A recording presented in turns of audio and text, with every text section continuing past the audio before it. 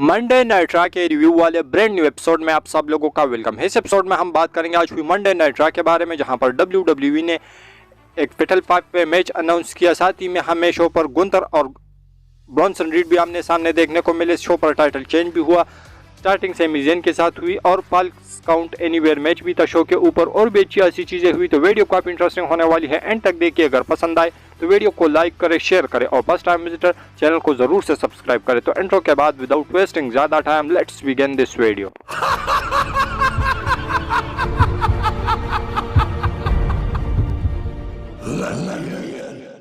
तो सबसे पहले जो शो की स्टार्टिंग है वो हमें देखने को मिलती है सेमी ज़ेन के साथ। सेमी ज़ेन रिंग के अंदर आते हैं, माइक पकड़ते हैं और कहते हैं कि भाई मैं केविन ओवेंस के जाने से बहुत ज़्यादा दुखी हूँ, क्योंकि जो केविन ओवेंस है उसको ट्रेड कर लिया गया है स्मैकडाउन के ऊपर। तो ऐसे में जे ऊसो की वजह से हुआ है और जे ऊसो को वो सारा ब्लेम करते हैं। उसके बाद वहाँ से जजमेंट डे आती है और साथ ही में सेमी ज़ेन ये भी कहते हैं कि अब वो और भी ज़्यादा मजबूत हो गया है और वो अब आगे जाकर उसके लिए और भी बड़े प्लान्स होने वाले हैं। तो ऐसे में वो वर्ल्ड टाइटल के पीछे भी जा सकता है अकेले। तो ऐसे में वहाँ से जजमेंट डे की एंट्री होती है, जजमेंट डे आती है।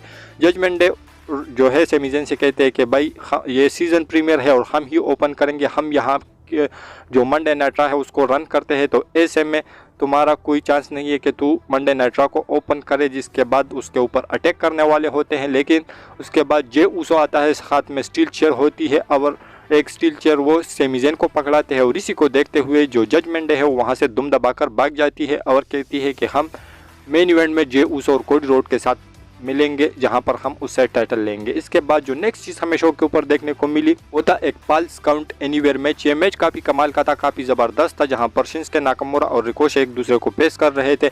हाई फ्लाइंग मूव्स हमें देखने को मिले रिकोशे की तरफ से, जिस तरीके से 4 पे पीस स्प्लैश लगा रहे थे रिकोशे, जिस तरीके से एक दूसरे को पटक रहे थे, टेबल के ऊपर क्राउड के बीच में लड़ रहे थे, बैक स्टेज पर लड़ रहे थे, एक दूसरे को मार रहे थे। लेकिन बात करते हैं इस मैच के एंड मोमेंट की, तो एंड मोमेंट में जो नाकामुरा है वो एक टेबल प्लेस करते हैं रिंग से बाहर और उसके बाद रिकोशे को उसके ऊपर पटकते हैं और अपना फिनिशर किंग शासा लगाकर इस मैच के अंदर विक्ट्री अर्न कर लेते हैं। तो ये मैच काफ़ी कमाल का था, काफ़ी ज़बरदस्त था और काफ़ी मज़ेदार मैच था। इसके बाद जो नेक्स्ट चीज़ हमें शो के ऊपर देखने को मिली वो था अगेन एक सिंगल्स में, जहां पर नटालिया पेश कर रही थी पाइपर नेवन को और इस मैच के अंदर जो पाइपर नेवन है उन्होंने आसानी से नटालिया को हरा दिया।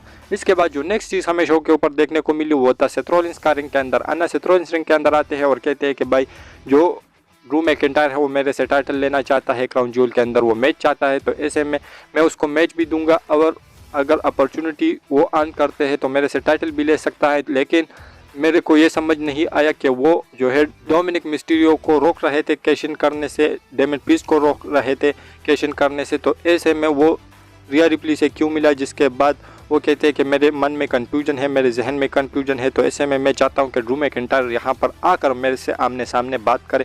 इसके बाद ड्रू मैकिंटायर आते हैं और कहते हैं कि भाई जो मैच है मैं वहाँ पर तेरे से टाइटल लेके ही रहूँगा और एक बार मैंने ये अपॉर्चुनिटी अर्न करी थी यूके के अंदर, लेकिन वहाँ पर ब्लड लाइन ने ये अपॉर्चुनिटी मेरे से छीन ली। इसके बाद जो है और जो सेथ रॉलिंस है वो कहते हैं कि ये कहानियाँ पुरानी हो गई, लेकिन सही बात यह है कि तू जो है वो डरता है हार से, इसलिए तू जाकर जजमेंट डे की सहारा ले रहा है। इस पर ड्रू मैकिंटायर काफ़ी भड़क जाते हैं और कहते हैं कि मैं खुद जजमेंट डे के पास नहीं गया बल्कि रिया रिप्ली मेरे पास आई थी और मेरे से बात करने के लिए। तो ऐसे में उसके अंदर तू टांग मत अड़ा। जिस पर जो सेथ रॉलिंस है वो कहते हैं कि ठीक है, लेकिन तू जिसकी भी हेल्प लेगा मेरे सामने जब तू आएगा तो तू हमेशा टॉप पर रहेगा और उस टॉप से जिस टाइम पर भी तू फिसलेगा तो तुम्हारी हड्डियाँ पसलियाँ एक हो जाएंगी और वहाँ पर तुझे ब्लेम करने के लिए कोई भी नहीं होगा बल्कि तो खुद को ब्लेम कर रहा होगा। और उसके बाद वो वहाँ पर माइक ड्रॉप करके वहाँ से चले जाते हैं। तो एक कमाल का प्रोमो इन दोनों सुपरस्टार के बीच में हमें देखने को मिला।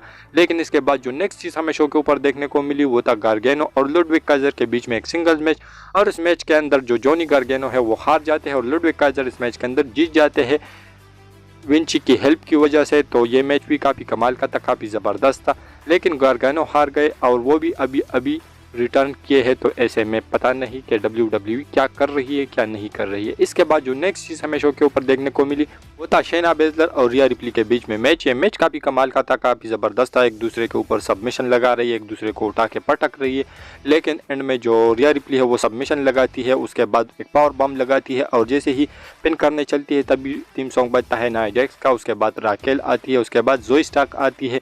तो ये पांचों एक दूसरे के ऊपर अटैक कर रही होती है और एंड में जो अपर हैंड है वो जोई स्टार्क को मिलता है। और बैक स्टेज से हमें यह भी पता चलता है कि WWE जो है उन्होंने अनाउंस किया इस मैच को कि रिया रिप्ली अपनी टाइटल को डिफेंड करेंगी एक पेटल 5 पे मैच में, और यहाँ पर Zoey Stark, Nia Jax, Shayna Baszler और राकेल रोड्रिगेज के अगेंस्ट ही उसको टाइटल डिफेंड करना पड़ेगा। तो ऐसे में ये मैच WWE ने क्राउन ज्वेल के लिए ऑफिशियल कर दिया। इसके बाद जो नेक्स्ट चीज़ हमें शो के ऊपर देखने को मिली वो था अगेन एक कमाल का मैच, जहां पर गुंथर अपनी टाइटल को डिफेंड कर रहे थे अगेंस्ट ब्रॉन्सन रीड। ये मैच काफ़ी कमाल का था, काफ़ी ज़बरदस्त था। एक दूसरे को जिस तरीके से उठा के पटक रहे थे, इतने दोनों बड़े हैवी वेट थे और दोनों बिल्कुल हार्ट हिटिंग मैच था ये एक किस्म का। तो एक दूसरे को क्लोज लाइन मार रहे हैं, एक दूसरे को उठा के पटक रहे हैं। जिस तरीके से गुंथर ने चॉप्स लगाए ब्रॉन्सन रीड को, वो पूरा लाल लाल उसका सीना पड़ गया, लेकिन एंड में जो गुंथर है उन्होंने अपने पावर बॉम्ब के साथ इस मैच के अंदर विक्ट्री अर्न कर ली और सक्सेसफुली अपनी टाइटल को रिटेन भी कर लिया।